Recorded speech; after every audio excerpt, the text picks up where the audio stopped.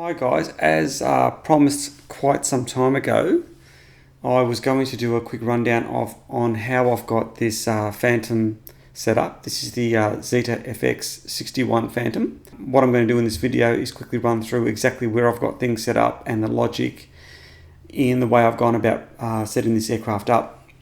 Okay, so first things first, at the front end I've got the GoPro Hero3 Black Edition, and that's the camera of choice. That's basically my HD recording camera, and directly next to it I've got the KX121 PAL version of this FPV camera, and this is my camera of choice nowadays. I seem to like that a lot better than the Security Camera 2000, and it's also a little bit cheaper too. Jason's been using one of these for quite some time, and over the last few months or so we've been able to compare that up against the Security Camera 2000, and this is working a lot better. I can see a lot more clearly with it, so hence this is the FPV camera that I'm using, which is great because it comes with a case and also it has a way smaller footprint. So really liking this camera. As far as the mount that I'm using, it's basically a plastic mount that I've manufactured, and this has double curvature and it fits basically around the actual fuselage. Well, I'm using two-part epoxy to actually secure it in place, and that seems to be working quite well. I've probably got about 20 or 30 flights on this and no issues whatsoever. The GoPro basically just clips directly into the mount using a standard GoPro quick release, and what you need to do is put one of those little those white plastic rubbery inserts at the back of it just to stop the camera from coming out when you do any hard landings. But this mount is working perfectly, vision is great, there's no issues whatsoever, and best part, the GoPro is nice and secure and sitting on the front end of it. The other cool thing I like about this is I can actually point this camera down if I so choose to, or just adjust the angle depending on how I want to actually video with it or take photographs for that matter. So that's really handy.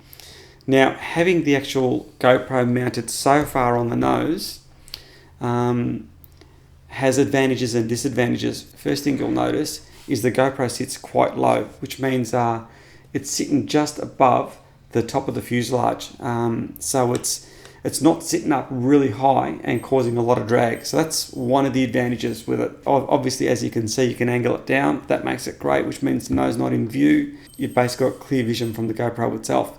The downside with this is having the GoPro mounted so far up on the nose means the aircraft is nose heavy, so you need to work at trying to get the CG right, and I'll explain to you in a minute exactly how I've gone about doing that. So the problem with having the camera mounted so far on the nose, it means basically the aircraft is nose heavy. So what we need to do is get weights as far back as possible. And what we're trying to do is get behind the motor. So the way I've gone about doing that is on these wingtips, what you have is these skids that go all the way along. And what I've done, if you look really carefully, you can see I've actually cut all the way down here and right up against the wing, all the way down. And if you look really carefully, you can see a little bit of a dark tinge here. And what I've done is basically hollowed this section out, and what I've done is filled it with really small lead shots. And what that's done is allowed me to put minimal weight aft of the motor, so I don't need as much weight to counteract the weight of the GoPro Hero3 Black Edition right on the tip of the nose.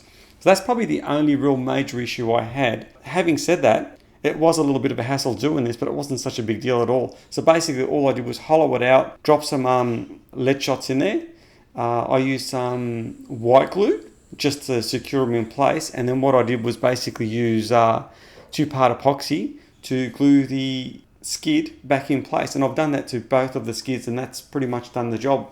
Okay, now we're on to the underside of the aircraft. These are basically the antennas coming out from the receiver. So these are my receiver antennas, and I'll show you the receiver in a minute. And the other cool feature we've got here is the NAV lights. So what we've got is NAV lights on the aircraft, and the good thing about this is when you're flying in low light, you can actually see the aircraft when it's on its way back. It's on its underside, so it just makes it a little bit easier to spot the aircraft. These NAV lights were actually made by Jason. Jason knocked up a couple of sets of these. So if anyone's interested, I'll put a link in the description. You can touch bases with him. But basically, the good thing about these is he's actually knocked these up, and they're drawing hardly any power whatsoever. I think they draw about 1/10 of the power of standard servos. So you could have these running the whole time. It's not going to hurt the aircraft at all. And they're just basically controlled by the radio. So on one of your spare channels. So it's just a handy little feature that we've got underneath it. Moving on to the top of the aircraft, we're going to run through the layout.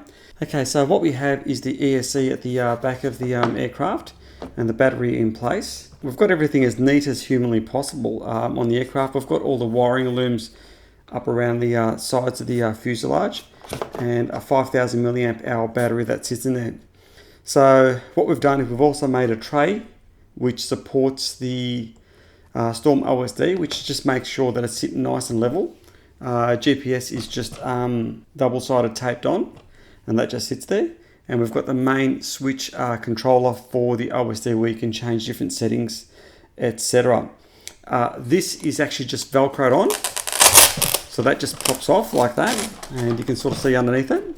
We've got our Velcro points and the Velcro points on the fuselage, and this just allows us access to the rest of the gear.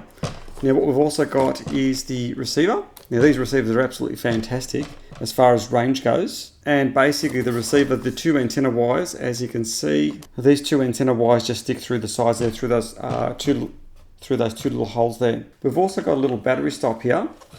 And all this is, I'll put this out. Now we've got Velcro, I'm not sure how well you're going to see this. And this main spar stopped this battery from sliding out. Now I did have Velcro underneath the battery, but it was really hard to lift up and slide out. And I've actually got the battery pushed back as far as possible. What I've also done is actually notched a little bit of the foam away so I can push the battery back just a tad further. Now, what we've got here is basically this part here. And all that does is basically slide underneath the battery. So it slides in, I lift the battery up and it's got Velcro underneath it obviously. Slides in underneath the battery. Now when the battery tries to push forward, as it pushes forward, it actually presses down harder on the Velcro. So it just stops the battery from sliding forward. It's just a simple solution that I found which allows me to get the battery out nice and easily and also get it back in nice and easily also. So yeah, so basically what we've got is everything in looms as much as possible and everything tied down so that the wiring doesn't end up all over the place. And as far as the connectors that go into the StormOSD, I've actually labelled these. You can't see them on the side, but they're actually labelled so I know exactly where they go if I need to remove it. The StormOSD itself is actually sitting in this box, and underneath it I've got little pads. They're little double-sided tape pads, and this just sort of isolates it from vibration, etc. The whole setup seems to be working quite well. So the video transmitter and the receiver for the control link are sitting as far apart as possible. ESC is as far as possible away from the video transmitter and also the aircraft's control receiver, as in the RC receiver. This is the FreeSky. So this just basically helps keep the signal as clean as possible and as such maximize my range. So the only other thing I've done is, as far as the motor goes, the motor stock, as is the ESC. These ESCs are fantastic.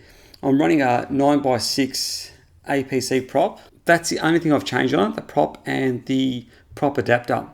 What comes with it seems to be out of balance. Just replacing those two things sorted out all my issues as far as vibration, etc. goes. So that's basically the setup of my Phantom. The aircraft flies really well. There's no real issues with it. As far as a cheap FPV aircraft, look, it really does fit the bill, and it makes for a fantastic test platform as far as trying out all your gear and getting it all sorted out. You probably want to be a little bit more of an experienced pilot to fly one of these, as opposed to say something like a Bixler or anything like that. But having said that, look, it's not a difficult aircraft to fly at all. Once you've got the CG right, she's basically as good as gold to fly. The StormOSD itself, I absolutely love the way that thing works. It seems to be pretty much bulletproof so long as you take some precautions and making sure you've actually acquired GPS fix, you've actually zeroed the GPS. If you've done all those things, it seems to work really, really well. You need to also make sure you've got it set up and configured correctly. If you've done that, you shouldn't have any issues at all. Now, I've got some videos on the StormOSD which are worth watching. Look, that's pretty much just a quick rundown on the way I've got my Phantom set up. Look, I hope that's of help. As far as the camera mount goes at the front end of it, I can make those available. That's not an issue at all. I'll put a link in the description.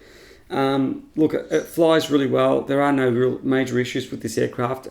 Mounting the GoPro on the nose, you do obviously have to think about the CG, which becomes a little bit of an issue, but it's certainly not unachievable.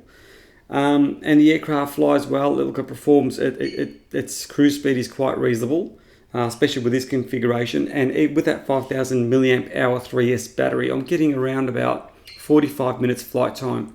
So you've got a lot of time to actually get out there and fly and have a bit of a play with the aircraft. So all in all, that's the setup for my Phantom FX-61. In any case, look, I hope you enjoy the video. I hope it's helpful. What I'll also be doing is a quick video on this aircraft as in flying it, showing the setup on the ground station I'm using, how I've got everything set up, my antennas, my 5.8 gigahertz helical, tracking the aircraft over a circuit, only a small circuit, say about 5 or 6 Ks, and give you an idea exactly how I go about using this and how the StormOSD all work hand in hand with this airframe. Anyway, thanks for watching, guys.